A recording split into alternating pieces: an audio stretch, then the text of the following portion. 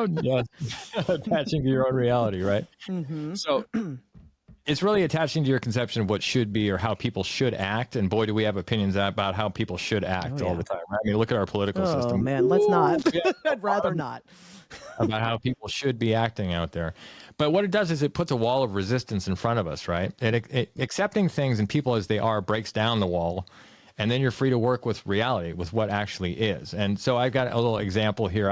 When I first moved to Roseville a couple of years ago, I was walking my dog, and I had a real story in my head about how people who don't pick up their dog poop are the worst kind of people in the world, right? Or just like, and also people who just walk their dog off leash randomly and let it run around, and it's not well behaved, and they don't have voice control over it, all that stuff.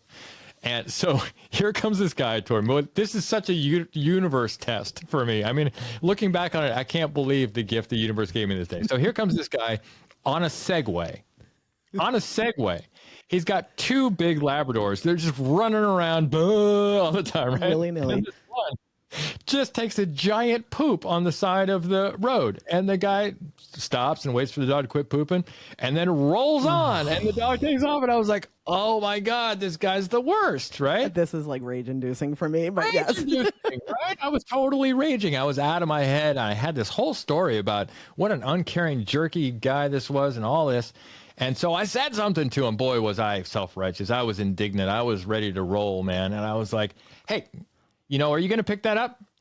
And in just the worst tone I could have had with this guy. There's no compassion there whatsoever. I mean, I'm just outing myself right now. This is like I'm not proud of this. But so then he slapped me in the face, not physically. But I was like, oh boy.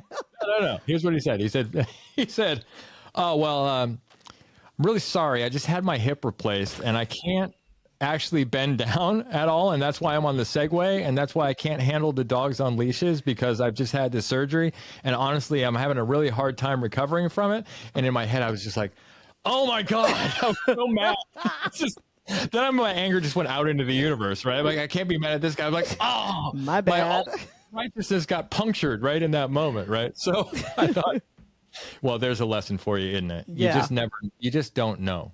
You just don't know what other people are going through. You don't know the reasons and their motivations for anything, really. True. In the end, you can only guess at that stuff. Yeah. So there's actually a story I have that I read a while back. I didn't mean to cut you off. Yeah. Tell me. No, I remember reading something. It was about someone was riding public transportation in a city. I don't know what city. It doesn't matter. And there were like some kids with the father that was on the public transit. And the kids were like being loud and acting up, and the father was just kind of sitting there, not really saying anything to his children, who were kind of creating a little bit of chaos. And I remember the person telling the story saying that like they finally said something to the dad, like, do you mind grabbing your kids? And like, had that judgment. And the father looked up and was like, I'm really sorry. We're just coming, like, they just lost their mother yesterday and we're kind of reeling from it. And like, exactly. It's like the story that we have that this is like an irresponsible person or whatever, we just have no idea what people are going through. And right. I'm as bad as I might be worse with the judgment. That's my drug of choice, right? Is self-righteousness. And I have to keep myself in check quite often with that. So yeah.